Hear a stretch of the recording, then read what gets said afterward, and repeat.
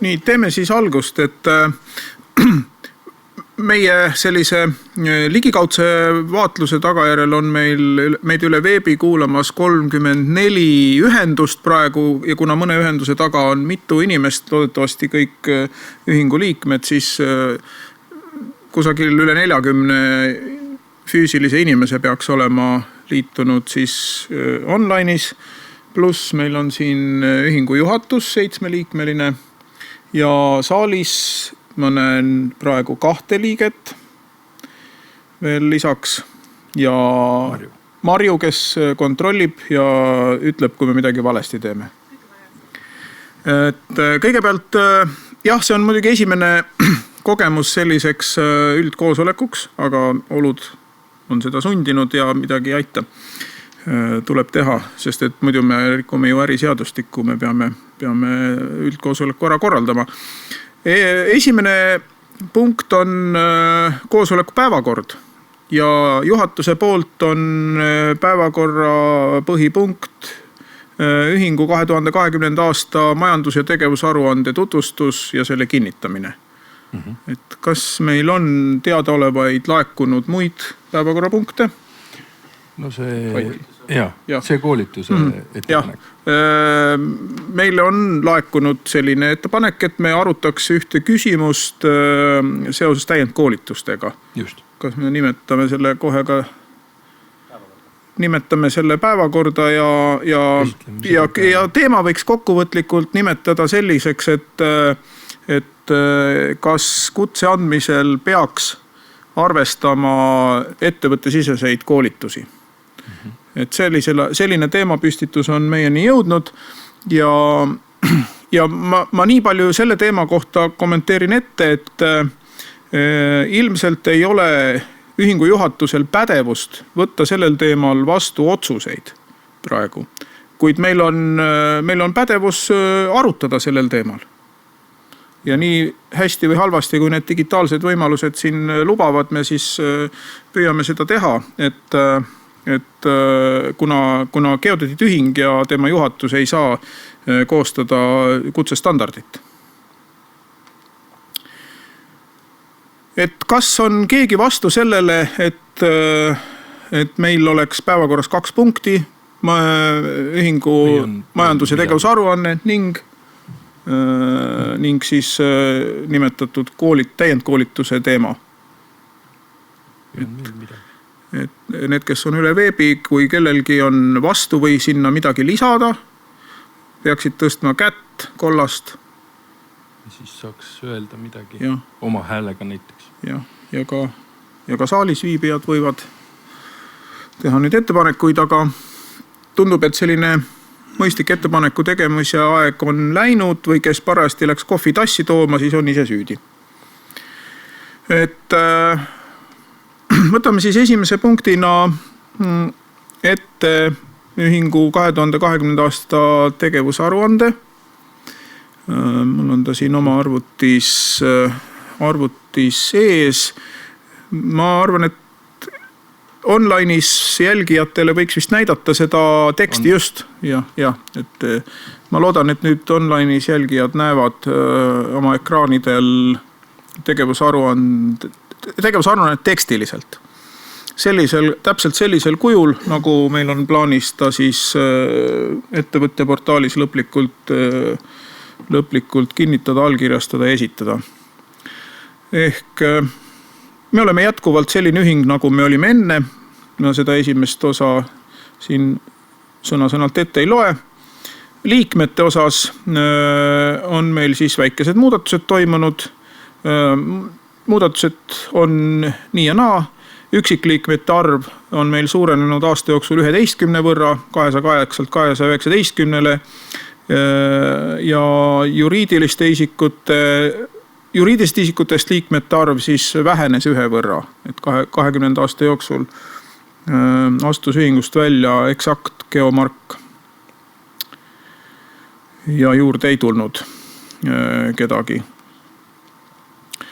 Meie tähtsamad tegevused aasta suhteliselt alguses toimunud kevadkonverents Radissoni hotellis, mis oli igati edukas. Korraldatud oli see eelmise juhatuse poolt. Tagajärjed jäid selle juhatuse kanda, aga see on kõik naljatamisi öeldud, et sellepärast, et tagajärjed olid üldiselt väga sellised head ja mina olen neid tagajärgi nüüd pidanud ka enda nahal tundma nii mõnegi kuu jooksul, ütleme nii. Et jah, sellest eelmisest koosolekust saadik siis olen olnud juhatuse esimees ja aseesimees on olnud Raul Rokk. Tugeva kaelaga mees. Ja meil on olnud siis juhatus, hakkame siit peale, Harli Jürgenson veel, Margus Sarapik, Erik Lillend, Kalle Kümnik ja Tiina Oeselg. Ja ütleme nii, et juhatuse, kuidas öelda, töömiljöö on olnud minu hinnangul hea. Me oleme saanud pidada 2 füüsilist koosolekut, ülejäänud on toimunud internetis. Need 2 füüsilist koosolekut toimusid Topgeodeesia kontoris tänu Eerikule. Sisuliselt oli meil ka ettevalmistav kiirkoosolek eile õhtul siin Tartus. Seda võib ka nimetada juhatuse koosolekuks. Nii, nüüd jah, aasta kulges nii, et pidasime maha circa 250 inimesega konverentsi ja siis 6 päeva pärast oli eriolukord. Meil läks õnneks. Aga suveseminari me pidime jätma ära. Üleüldse nüüd võib-olla sellist korrektiivi ajaliselt, et meil on huvitavad traditsioonid. Me oleme teinud kevadkonverentsi talvel ja suveseminari sügisel. Et me oleks võinud, ühesõnaga see, et kevadkonverents talvel, see korrigeerus meil nüüdseks ära. Me oleme nüüd kevadkonverentsi tegemas kevadel ja võib-olla peame suveseminariga tegema talvel, suvel, sellepärast, et kes teab, mitmes koroonalaine järgmiseks sügiseks jälle kohale jõuab. Et me ei saanud teha eelmisel aastal suveseminari ja ka traditsiooniline talvekoosolek kollektiivliikmetega ei tulnud mitte kuidagi enam kõne alla. Ja me ei hakanud neid taolisi üritusi tegema ka online versioonis. Aga jätkus kutse andmine. Muidugi see K-tähega viirus pakkus sinna ka väljakutset,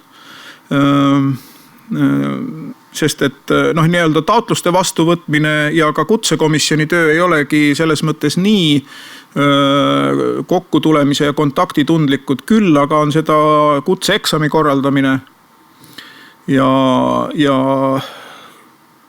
ühed tänusõnad igal juhul lähevad mul siit poolt Kehtna kooli aadressile, kes olukorras, kus näiteks maakorralduse valdkonna eksam, mis on kogu aeg toimunud Maaülikoolis, siis selles koolis valitsenud rangemate piirangute tõttu seal ei saanud toimuda ja Kehtna kool võttis väga abivalmilt selle enda hoolejaks. Ja meil toimusid kõik plaanilised eksamid, küll olid seal maskid ees, eks ole, ja järgiti distantsinõudeid, aga nad toimusid. Lisaks sellele toimus veel ka üks lisavoor suvel, kuna oli litsentside lõppemise periood ehk siis lisavoor toimus veel ka maakorralduse valdkonnas. Nii et me tegime natuke rohkem, kui me oleks nagu pidanud. Ennast kiitmast siinkohal ei väsi. Ja kutse andmise valdkonnas põhisündmus veel oli siis novembris, kus me pikendasime oma õigusi 5 aastaks ja kohendasime ka kutsestandardit ja kutse andmise korda. Nii,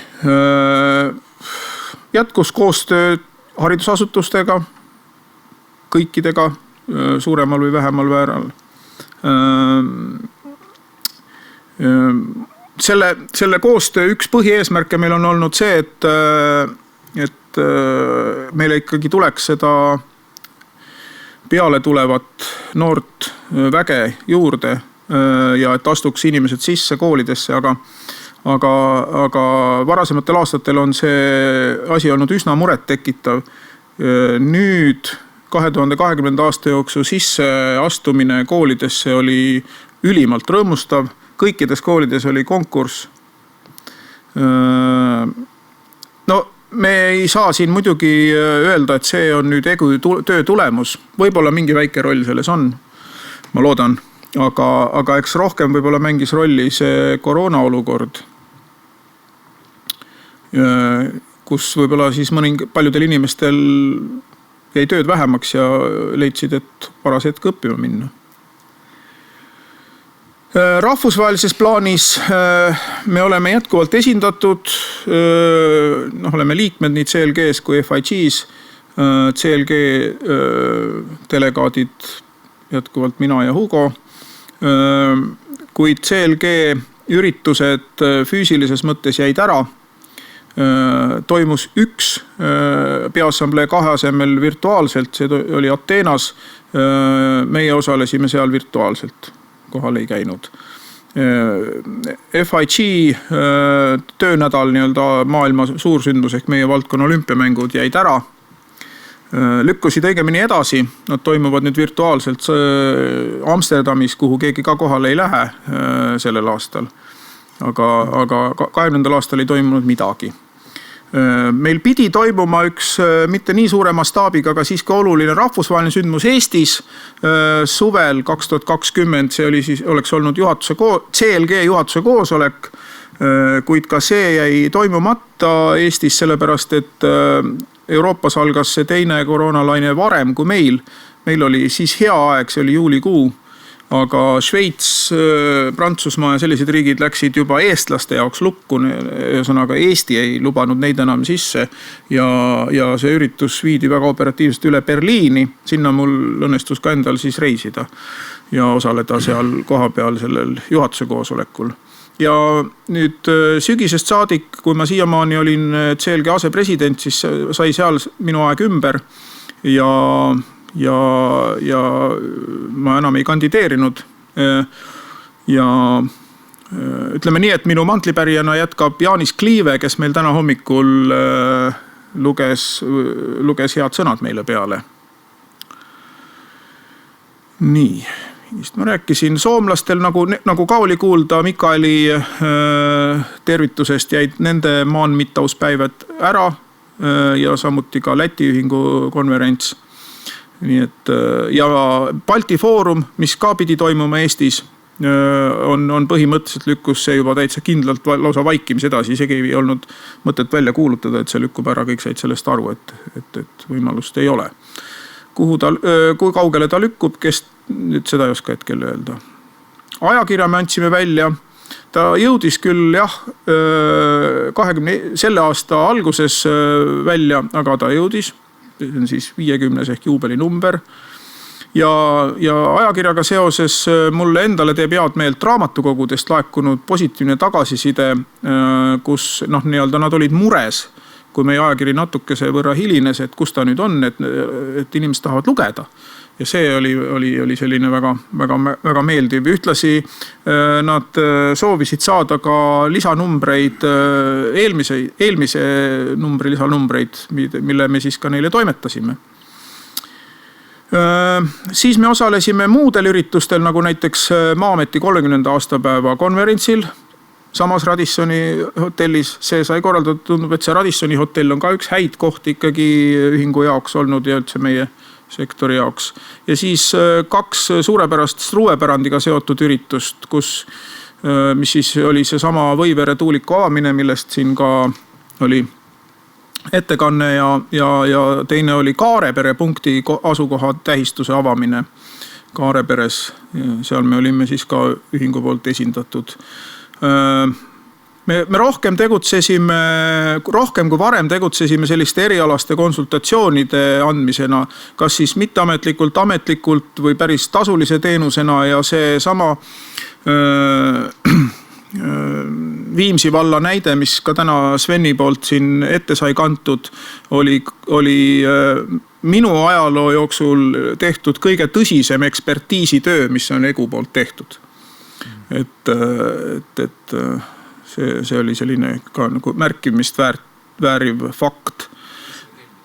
Selle tellis Viimsi vallavalitsus, jah, et tuli saalist küsimus, kes oli tellijaks. Viimsi vallavalitsus tellis ja noh, ütleme nii, et kui võtta ehitusaluse pinna ruutmeetri kohta, siis nad maksid täiesti korraliku hinna ka.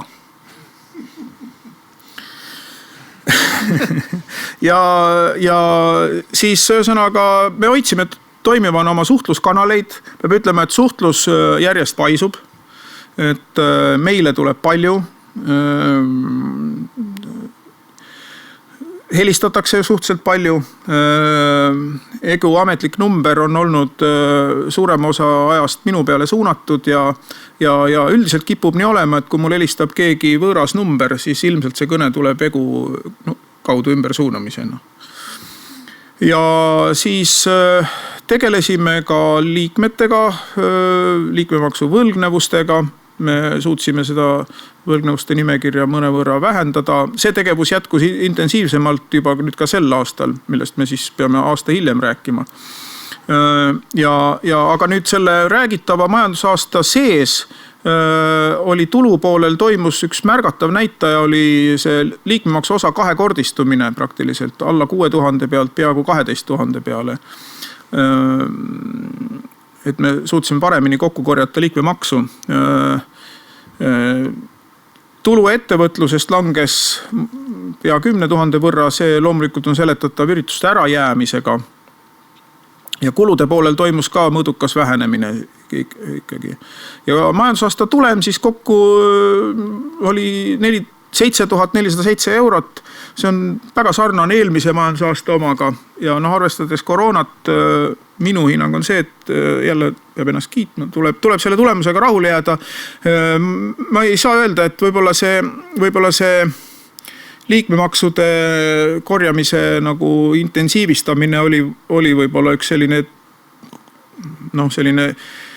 sisuline tegevus, mis natuke aitas seda numbrit tagada, aga ega me nüüd nii väga meeletuid jõupingutusi ka selleks tegema ei ole pidanud, nii et selles mõttes on läinud hästi. Ja selle näol on lihtsalt kasvanud reserv, et me saaksime jälle võtta mingisuguseid tõsisemaid projekte ette, ja nüüd selleks aastaks siis põhikirjaline tegevus jätkub. Töögruppides osalemine on muutunud natukene tagasihoidlikumaks, sest töörühmad ei ole saanud nii hästi koos käia. Kutseid anname edasi, kutsekomisjoni juhina jätkab Margus Sarapik. Siin on väike ülevaade sellest kutsekomisjoni tööst. Hindamiskomisjonid on väikeste variatsioonidega, aga suhteliselt stabiilse koosseisuga teinud siis eksamite vastuvõtmise tööd. Et mina olen olnud siis geodeedi poole peal seal ja Siim Maasikamäe maakorraldaja maamõõtja poole peal. Ja kutsekomisjoni liikmed on siin ka üles loetletud, kes olid 2020. aasta lõpuseisuga. Ja nii. Ajakirja plaanime jätkuvalt välja anda. Seda toonitas täna hommikul Tambet Tiits ka, et see on suur asi. Ma ütlen siinkohal võib-olla, kui nüüd oleme tulevikuplaanide jutu juures, siis Tambetilt laekus ettepanek, et nad on Maa-ametiga loodavad panustada sellesse, et digitaliseerida ära kõik geodeedi numbrid ja nii-öelda teha sellest üks projekt, kaasata ka muidugi need esimese vabariigi aegsed geodeedi numbrid. Et süstematiseerida 100% nii hästi kui võimalik on see ajakirja ära ja mida muud me saame rääkida olles Rahvusmuuseumis, Eesti Rahva Muuseumis, eks ole. Siia kogutakse arhivaare, see on meie ajalugu, et mina olin absoluutselt 0,1 sekundiga nõus, et me teeme kõik selleks, et see saaks tehtud. Otsime oma need materjalid välja, mis meil olemas on ja teeme ära. Nii, selle konverentsi me oleme nüüd praktiliselt juba ära läbi viinud. Selline online üritus, nagu ta siis nüüd sai.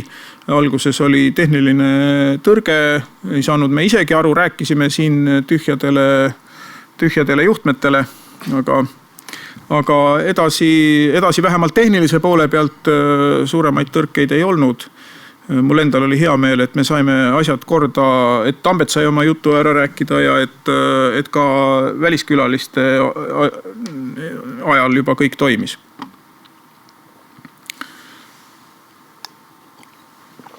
Rahvusvahelises koostöös plaanime jätkuvalt osaleda. No see, kuidas me saame suveseminari korraldada, elu on näidanud, et me peame olema hästi paindlikud. Eelmine kord me ei reageerinud võib-olla piisavalt kiiresti või me ei teadnud seda, et see teine laine tuleb nii äkitselt ikkagi peale septembrikuuks, et me oleksime selle vast saanud ära teha juulis, võib-olla augusti esimeses pooles, aga me ei osanud seda plaanida. Et me arutame juhatusega, mis me sellel aastal teeme, et kas me üritame. Praegu ma näen, et paljud organisatsioonid plaanivad oma suveüritusi just juuli-augustikuusse, võttes eelmist aastast malli. Et kas see siis saab olema nii suur pidu ja trall nendel kuudel, et tuleb see koroonalaine varem selle tõttu peale või on vaktsiinid teevad oma töö ära, me ei tea. Igatahes hetkel saab see tõenäoliselt olema meie järgmiste juhatuse koosolekute üheks kandvaks teemaks. See, kas ja kuidas me saame teha suveüritust.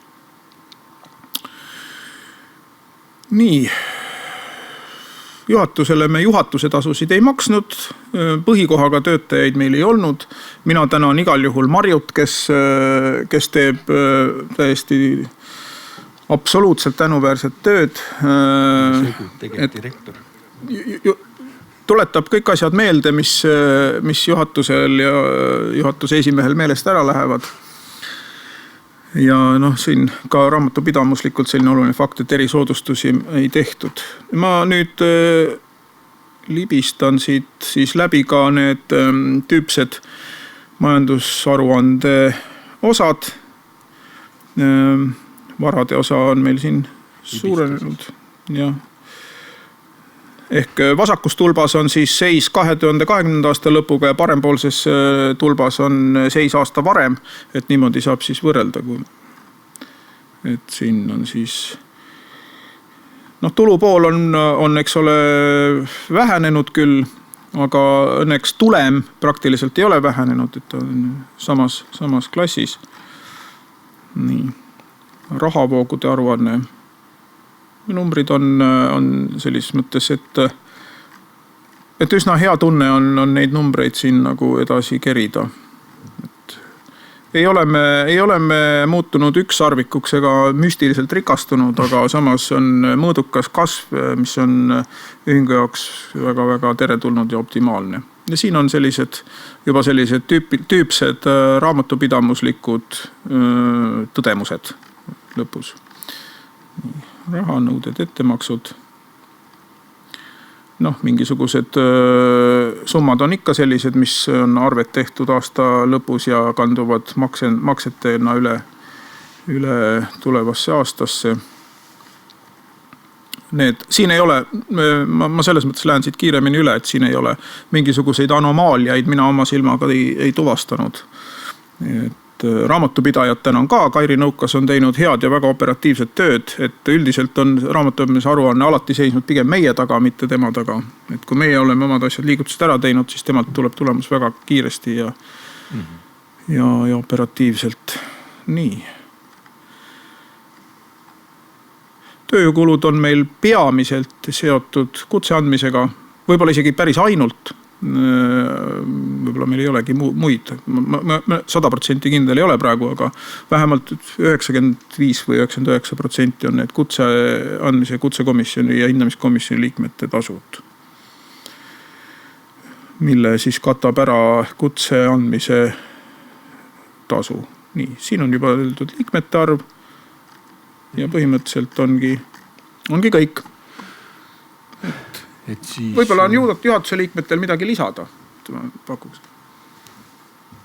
Ma pakuks välja, et paneme selle hääletusele. Ja siis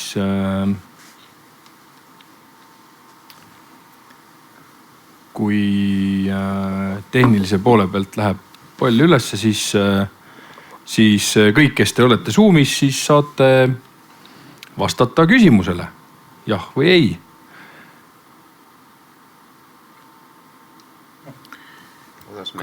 Kuidas meie hääletame?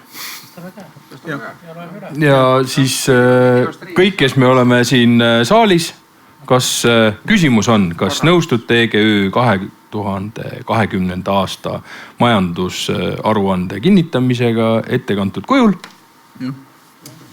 Mina tõstan 2 kätt, sest et iga üks, kes esindab ühtlasi ka kollektiivliiget, võib 2 kätt tõsta. Sest kollektiivliikmel on ka üks hääl. Marju luges kokku ja protokollis ära selle saalis toimunud teema. Kas juhtumisi on kedagi, kes on aruande kinnitamise vastu? Marju võib-olla on, ei usu. Ei ole. Et kõik need 5 või 4 inimest või 5 või palju meil seal on veel, vajutage ka siis jah või ei, kuidas teile tundub. Äkki nad ka läksid kohvi või mõnda paremat jooki võtma? Erapooletu nuppu meil ei ole jah, paraku.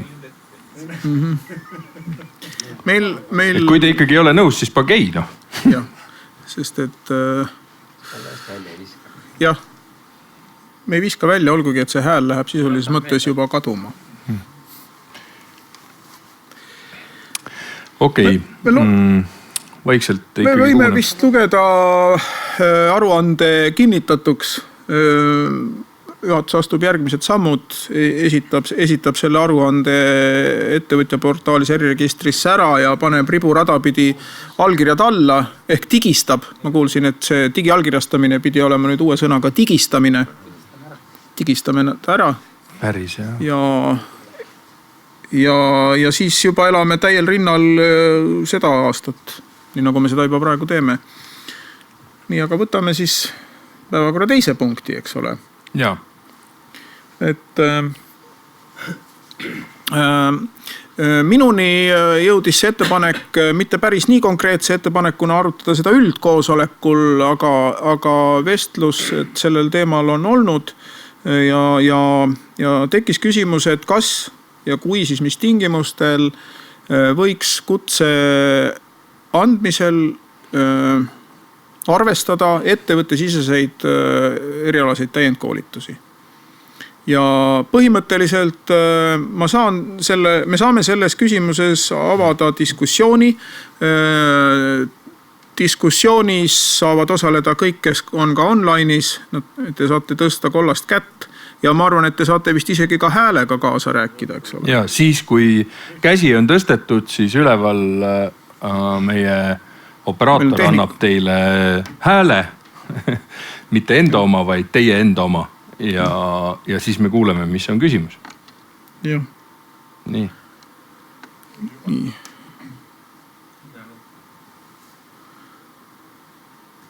Vaatame, kas...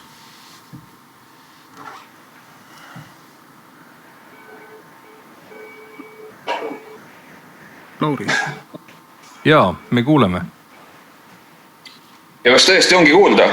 On kuulda. On. Suurepärane. Kui päris aus olla, siis minu küsimus oli tegelikult grammikene natukene üldisem. Ehk siis jah, ma olen Mairoltiga rääkinud sellel teemal, et firmasisesed koolitused. Ma saatsin sellel nädalal tegelikult EGÜ-le kirja, et meil oleks mõistlik panna kokku töögrupp, millises ulatuses võiks olla firmasiseseid koolitusi, kui palju peaks olema akadeemilisi koolitusi. Kogu see koolituste teema on ülimalt segane ja see tekitab nii palju paksu verd just kutse saamise juures. See oleks vaja üldiselt ära korrastada. Ma ei taha täna absoluutselt, et toimuks mingi joone tõmbamine, mis on okei, kui palju on okei. Pigem on see, et me võiksime võtta kokku mingi seltskonna, kes käib kõik huvigrupid läbi, kaardistaks igasugused võimalused, probleemid ülesse ja näiteks samas tulem võiks olla üks peatükk arutamisel järgmises Geodeedi ajakirjas näiteks. Ehk siis tekitaks mingi arutelu sellel teemal, laiapõhjalise. Aitäh!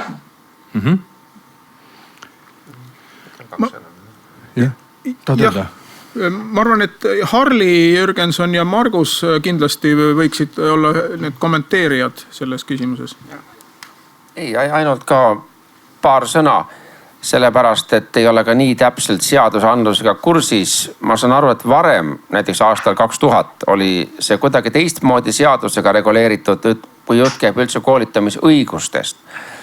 Aga kui sisulise koha pealt vaadata, siis on ta kindlasti natukene keerukas küsimus, kas siin asutuse sisesele koolitusele on lubatud ka asutuse välised inimesed ja kindlasti sõltub ju nüüd koolitajate tasemest ka, kui nii tohib öelda. Et ega ma tahangi öelda, et esimese hooga punast piiri ilmselt on nagu raske tõmmata. Võib-olla muidugi koolid tahaks, et need oleks nagu nende käes. Aga siin ma siiski tervitan ka nagu sellist diskussiooni, mille käigus see selgus nagu rohkem välja kooruks. Margus. Jaa, et ma ka toetan tegelikult seda Harli nagu kaasarääkimist ja ma sain aru, et Haiti esitas selle ettepaneku. Ja. Et kindlasti nii palju ma võin kommenteerida, et kuidas varasemalt see asi on olnud, et põhimõtteliselt kutsekomisjon on võtnud õiguse hinnata seda, kas mingisugune koolitus läheb arvesse või ei lähe arvesse.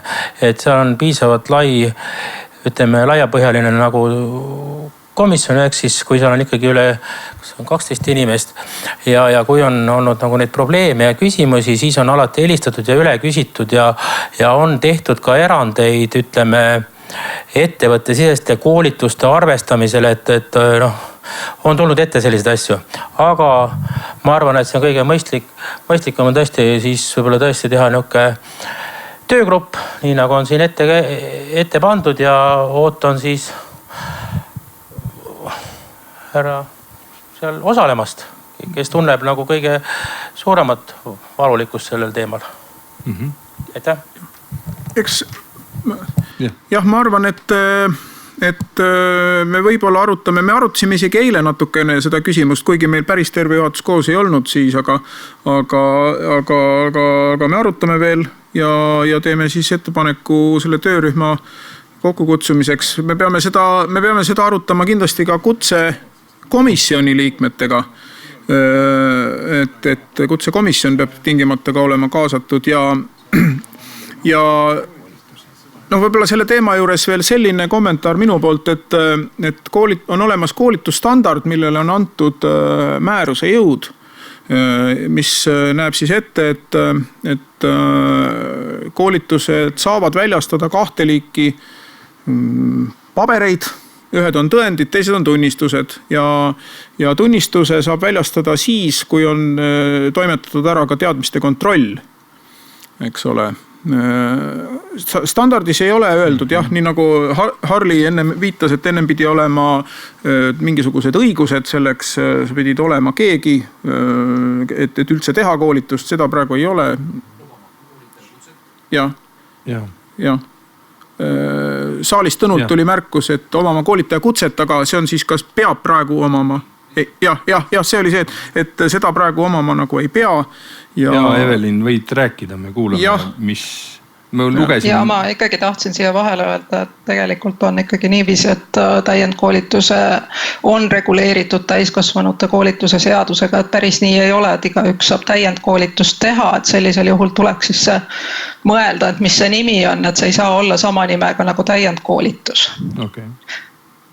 Sest see on ikkagi täiesti reguleeritud, et mis see on, kuidas peab olema nii-öelda õppekava paika pandud ja millele see peab vastama, et kui te nüüd ehitusinseneri kutsest teate, siis seal on ju väga rangelt isegi need täiendõppepunktid välja töötatud ja paljudel teistel kutsetel on ka tegelikult nii-öelda see oma süsteem välja töötatud.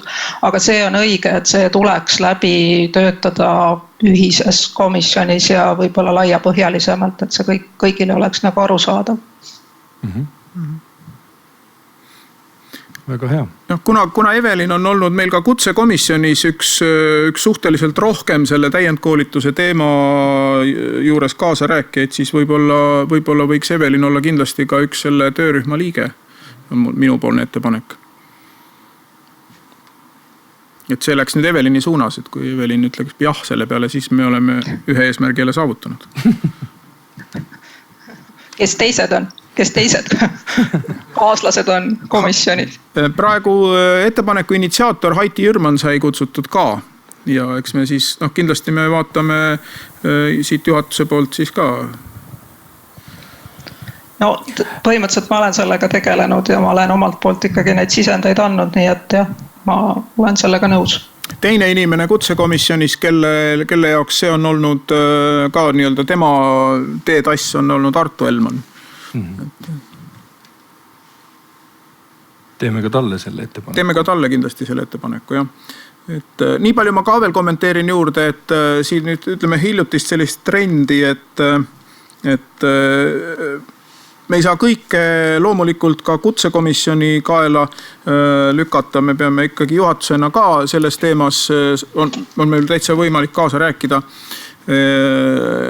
Et meilt on hakatud küsima ka, no ütleme nende ettevõtete poolt, kes teevad koolitusi ja müüvad seda teenust väljapoole, on hakatud küsima erialase koolitusele nagu hindamist, et mitu punkti see koolitus võiks anda, et selliseid mõned sellised näited nüüd on olnud siin viimase aasta jooksul.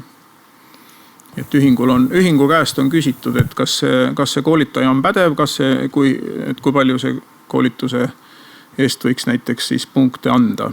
Aga jah, see tunnistuse ja tõendi teema, et see on praegu kutsestandardis lahti kirjutamata, küll aga ma arvan, et seda tuleks teha ja seda võib-olla tuleks teha nii-öelda ühtlasi koostöös selle töörühma töö tulemusena.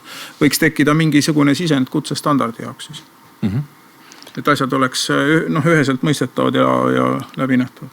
Võtame siis kokku, et ma võib-olla küsin, kui Haiti saab vastata, et kas selline teema püstitamine ja arutelu praegu vastas sinu ootustele? Oled sa rahul sellega? Ja, absoluutselt, sellepärast, et igasugune laiapõhjaline arutelu viib ilmselgelt edasi ja tundub, et selle vajadus selle arutelu järgi on tegelikult päris suur. Jah, Margus tahab kommenteerida veel. Et ma ühe asja veel kommenteeriksin tegelikult, et see võib-olla päris õige ei ole, et neid koolitusi oleks nagu vähe või ütleme, kui taastõendamise juures on ikkagi 5 aastat aega ja minimaalselt koolitusi nagu läbida mingi 16 tundi, siis 5 aasta peale nagu ära jagada ei tohiks olla eriti suur probleem. Lihtsalt asi on selles, et inimesed avastavad, et nende kutse hakkab lõppema ja siis 1 aasta jooksul võib-olla tõepoolest on natuke raske 16 tundi või 8 tundi koolitusi leida. Aga see on nagu lihtsalt üldine kommentaar. Siin on nüüd veel, ma näen, et käed on püsti veel nii Lauri nime taga oleval Haitil kui ka Kristil. Kas sealt ülevalt puldist antakse neile sõna siis? Jah. Kas te kuulete? Jaa. Tere õhtust, tahaks veel kiita teid väga hästi õnnestunud ürituse puhul. Oli meeldiv jälgida.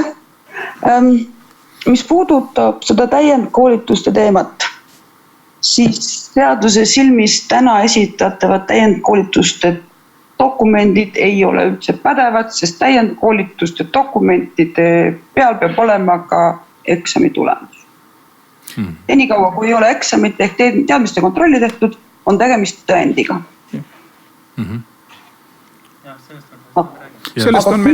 Aga küsitakse täiendkoolitust. Ainult kommentaar. Tänan. Nii. Okei. Käest ma ei saa praegu aru, kas Haiti tahab veel kommenteerida või jäi tal käsi püsti lihtsalt. Tuli ikka uuesti.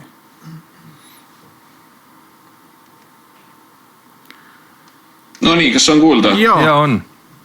Ja Aitil on lihtsalt see kommentaar, et jah, täiendkoolitusi on, aga geodeesia on täna juba nii süvitsi minevate nišidega eriala, ehk siis lihtsalt käia koolitusel punktide pärast on pehmelt öeldes lollus. Kui me räägime väga spetsiifilisi koolitusi, kui me räägime aerofotogeodeesiast, kui me räägime mingitest muudest just spetsiifilistest asjadest, siis selle koolituse baasil punktide kättesaamine ei ole mitte omaette eesmärk, vaid koolituse eesmärk on saada targaks. Ja siit tekivadki probleemid, et inimesed käivad koolitusel puhtalt ainult sellepärast, et saada mingidki punktid kätte. Seal, kus tekivad probleemid, siis seda probleem on vaja kohe lahendada. Ja selleks kohe lahendamiseks on näiteks väga hea olemas selle toote või teenuse pakkuja aparaadi tootja poolt välja käidav YouTube'is olev e-kooli loengute sari, mille inimene läbib ja ta saab teada, mis ja kes ja kus. Ehk siis meil on täna natukene selline situatsioon, et meil on koolitused, kus peab käima, aga kus konkreetselt eriala nišis olevale geodeedile ei ole mitte midagi võtta ja samas meil on olemas teine äärmus, kus meil on olemas info, aga mis ei ole mitte kuidagi moodi aktsepteeritav kui tõsine teadmine. Siit lihtsalt on, et need on kaks praegu nagu hästi sugust ekstreemset näidet, vahepeal on ka hästi suur hallala, aga lihtsalt koolitusel käia ainult punktide pärast, see on natukene väga vildakas vaade süsteemi. Me käime koolitusel sellepärast, et saada targemaks. Aitäh! No sellega tuleb loomulikult nõustuda, et punktid ei saa tõesti olla ühegi koolituse eesmärk. Et punktid, siis peab minna korvpalli mängima või mingit teist asja, seal on nagu punktidega vastasele ära teha. Aga ma arvan, et võtame selle siis kokku niimoodi, et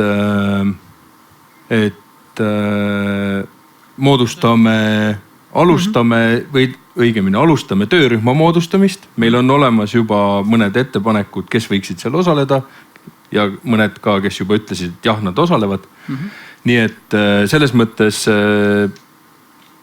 otsime teie seast siis neid inimesi, kes tahavad kaasa rääkida ja olge lahked meile kirjutama, et te tahate sellises töörühmas osaleda, kes hakkab tegelema siis koolituse ja kutsestandardi siis nii-öelda lisatäiendamisega. Ma lisan siia juurde, et ka kutsestandardi juures on ka muid punkte, mis vajavad kaasajastamist ja kohendamist, et seal on, me nii-öelda siseselt praegu teame mõningaid probleemi kohti, nii et kui kutsestandardini asi jõuab, et siis on loomulikult vaja need kõik ära lahendada. Aga ma arvan, et me vist ei ole nüüd nii väsinud, et me ei võiks ka küsida kõikidelt osalejatelt või anda kõikidele osalejatele võimalus vabaks mikrofoniks, et kes tahab veel midagi lihtsalt öelda meile. Või küsida, jah. Tõstab kollase käe ja siis saab oma häälega rääkida. Või olete juba väsinud?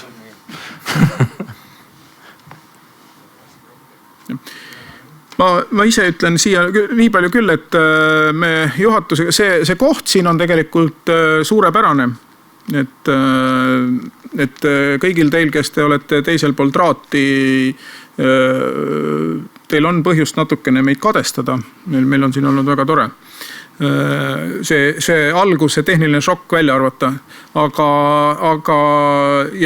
ma tänan ERM-i absoluutselt suurepärase koostöö eest. Et see on puhas nauding olnud, kogu see eeltöö ja korraldamine ja siin olemine. Et me oleme tõsiselt arutamas sellist küsimust, et kui tulevad ajad füüsilise kokkusaamisega konverentsiks kokkutulemiseks, et kas meil tekib võimalus seda teha siin samas.